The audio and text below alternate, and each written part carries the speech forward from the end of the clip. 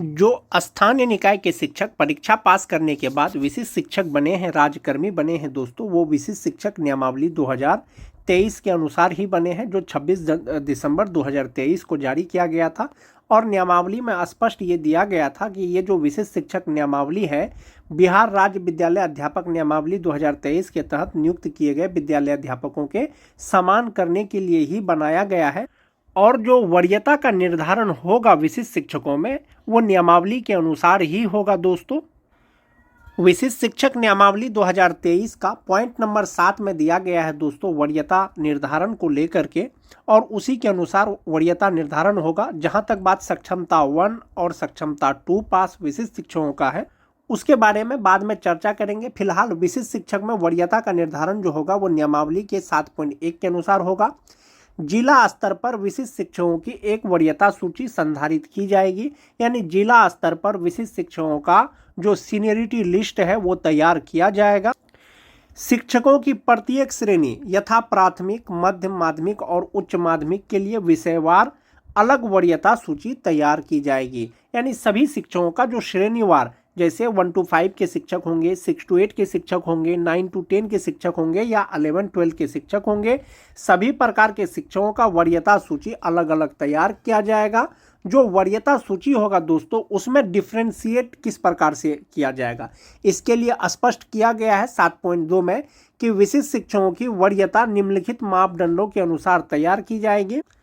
सभी विशिष्ट शिक्षकों का वरीयता निर्धारण के लिए कुल 4 पॉइंट दिया गया है दोस्तों विशिष्ट शिक्षक नियमावली 2023 में। इसमें पहला नंबर पॉइंट है कि स्थानीय निकाय के शिक्षक के रूप में प्रशिक्षित वेतनमान प्राप्त करने की तिथि से। दूसरा है, जहां 2 शिक्षक उपर्युक्त मापदंड क के अनुसार एक ही तिथि साझा करते हैं, उनकी जन्म तिथि वरीयता तय करने के लिए मापदंड होगी। तीसरा है दोस्तों, जहां 2 शिक्षक उपर्युक्त मापदंड ख के अनुसार एक ही तिथि साझा करते हैं, तो अंग्रेजी वर्णमाला में शिक्षक का नाम वरीयता तय करेगा। उसके बाद है दोस्तों, उपर्युक्त मापदंडों में फिट नहीं होने वाले किसी अन्य मामले का निर्णय विभाग द्वारा किया जाएगा, वो भी बाद में किया जाएगा। अब इसको स्पष्ट रूप से एक बार फिर से समझ लेते हैं दोस्तों।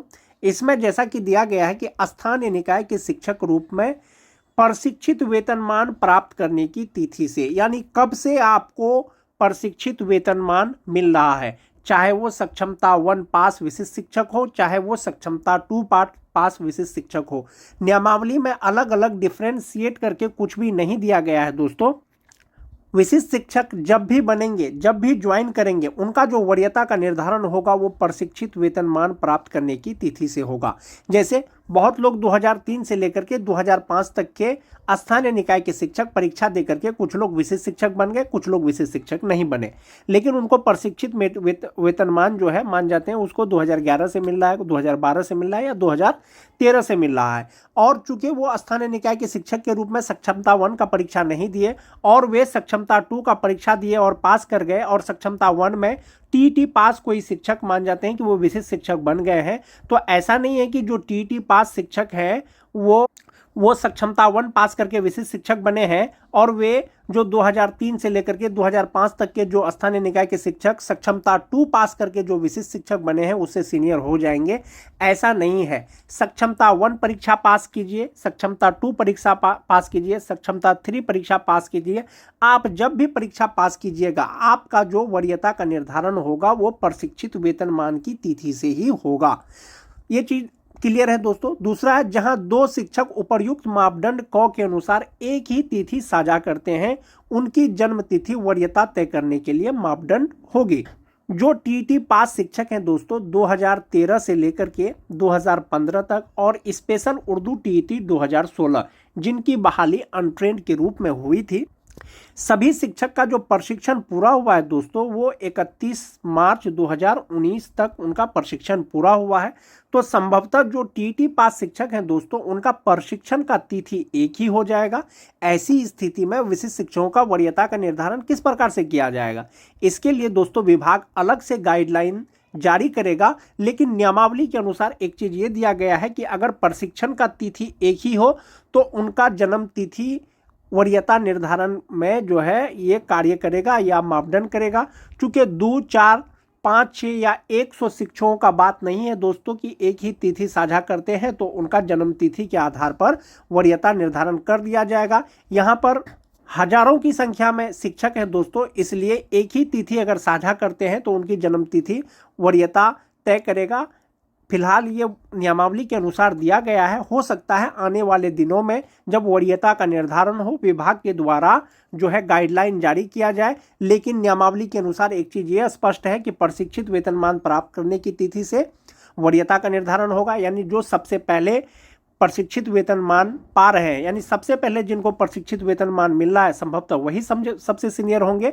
इसमें जो 2003 से लेकर के 2005 तक के शिक्षक हैं, जो 2006 के शिक्षक हैं, 2010 के शिक्षक होंगे, 2016 के शिक्षक होंगे, 2013 के होंगे, 6th फेज के होंगे, ऐसे शिक्षकों में प्रशिक्षित वेतनमान जिनको सबसे पहले मिला है वही सबसे वरीय होंगे।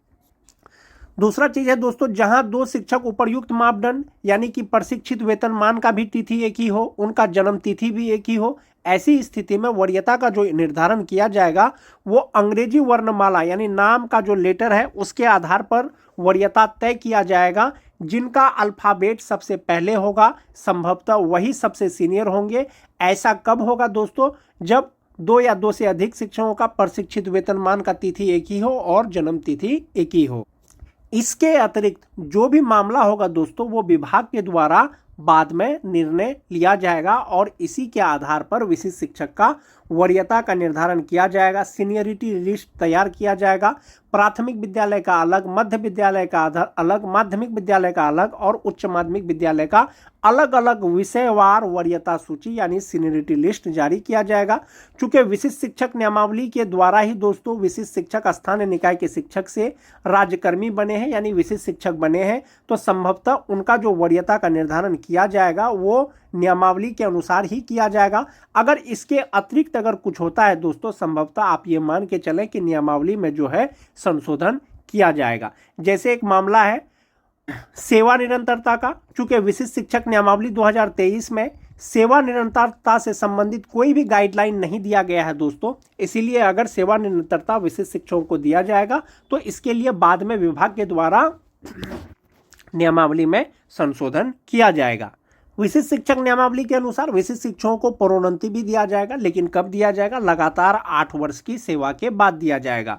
जो विशिष्ट शिक्षक जनवरी 2025 में विशिष्ट शिक्षक बने हैं, 2033 जनवरी में वो प्रोन्नति पाने योग्य हो जाएंगे। यानी 1 to 5 के जो विशिष्ट शिक्षक हैं वो 6 to 8 के विशिष्ट शिक्षक के पद पर उनका पदोन्नति या प्रोन्नति किया जा सकेगा 2033 में। जो 6 to 8 के विशिष्ट शिक्षक हैं, 6 to 8 के वरीय विशिष्ट शिक्षक के रूप में, जो 9-10 के विशिष्ट शिक्षक हैं, 9-10 के 11-12 के विशिष्ट शिक्षक के रूप में, और जो 11-12 के विशिष्ट शिक्षक हैं वो 11-12 के विशिष्ट शिक्षक के वरीय के रूप में उनका प्रोन्नति किया जा सकेगा, लेकिन 8 वर्ष के लगातार सेवा के बाद। जो जनवरी में ज्वाइन किए हैं उनका प्रोन्नति जनवरी 2033 के बाद किया जाएगा। जो मार्च 2025 में ज्वाइन किए हैं तो उनका प्रोन्नति मार्च 2033 के बाद किया जाएगा। 1 to 5 से जो 6 to 8 में जाएंगे वो रिक्ति रहेगा तब होगा, लेकिन 6 to 8 के विशिष्ट शिक्षक वरीय विशिष्ट शिक्षक बनेंगे तो वो अपने ही स्थान में बन जाएंगे, और जो 11-12 के विशिष्ट शिक्षक वरीय विशिष्ट शिक्षक बन जाएंगे अपने ही पद पे, और जो 9-10 के हैं दोस्तों वो उपलब्ध रिक्तियों के अनुसार होगा। और प्रोन्नति पाने के लिए जो एसेंशियल क्वालिफिकेशन है दोस्तों वो होना चाहिए। यदि आप बेसिक ग्रेड के शिक्षक हैं, 1 to 5 के शिक्षक हैं, 8 साल बाद यदि आपको स्नातक ग्रेड में प्रमोशन दिया जाएगा, पदोन्नति किया जाएगा, तो संभवतः आपको ग्रेजुएट होना चाहिए। बीए, बीएससी, बीकॉम जो भी हो, आपको ग्रेजुएट होना चाहिए। वांछित योग्यता रहेगा तभी आपका प्रमोशन हो पाएगा। और जो 6 to 8 के विशिष्ट शिक्षक हैं दोस्तों, इसका भी क्वालिफिकेशन जो एसेंशियल क्वालिफिकेशन है वो होना चाहिए, तभी आप विशिष्ट शिक्षक बन पाएंगे। वरीय विशिष्ट शिक्षक जो 9-10 के विशिष्ट शिक्षक हैं उनका जो 11-12 में जो उनका प्रमोशन किया जाएगा तो योग्यता के आधार पर किया जाएगा और उपलब्ध रिक्तियों के अनुसार किया जाएगा। नियमावली में ये चीज स्पष्ट किया गया है दोस्तों, अधिकार के रूप में कोई भी प्रोन्नति का दावा नहीं किया जा सकेगा। सभी प्रोन्नति उपलब्ध रिक्तियों के आधार पर ही होगा और विभागीय नीति को ध्यान में रखते हुए किया जाएगा।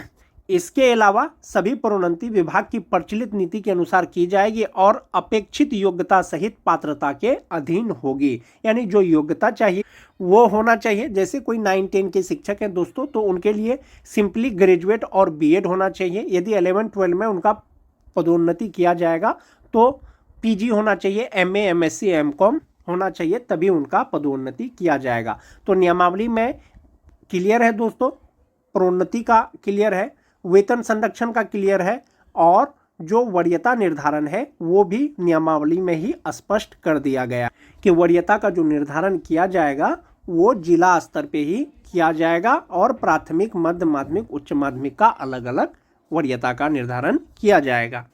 विभाग ने 2024 में ही दोस्तों माननीय शिक्षा मंत्री के द्वारा एक सवाल का जवाब दिया गया, जिसमें ये चीज़ क्लियर कर दिया गया था 20 नवंबर 2024 के ही कि जो राज्यकर्मी होंगे, जो विद्यालय अध्यापक होंगे या विशिष्ट शिक्षक होंगे, वे स्थानीय निकाय के शिक्षक से हमेशा वरीय ही होंगे, क्योंकि विद्यालय अध्यापक और विशिष्ट शिक्षक का जो श्रेणी है वो राज्यकर्मी का श्रेणी है, जबकि स्थानीय निकाय के शिक्षक का जो श्रेणी है वो पंचायती राज अंतर्गत आते हैं।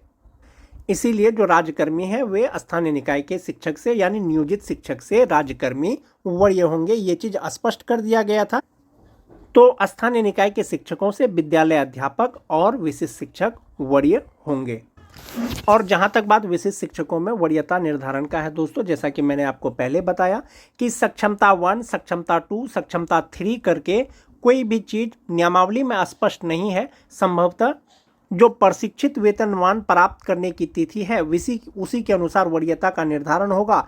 चाहे तो आप सक्षमता 1 पास करके विशिष्ट शिक्षक बनिए, चाहे सक्षमता 2 परीक्षा पास करने के बाद विशिष्ट शिक्षक बनिए, चाहे तो सक्षमता 3 परीक्षा पास करने के बाद आप विशिष्ट शिक्षक बनिए। आप जो वरीय होंगे या आपका जो वरीयता का निर्धारण किया जाएगा वो प्रशिक्षित वेतनमान की तिथि से ही किया जाएगा। आज के वीडियो में दोस्तों बस इतना ही। वीडियो अच्छी लगे तो अपने दोस्तों में लाइक और शेयर जरूर कर दें।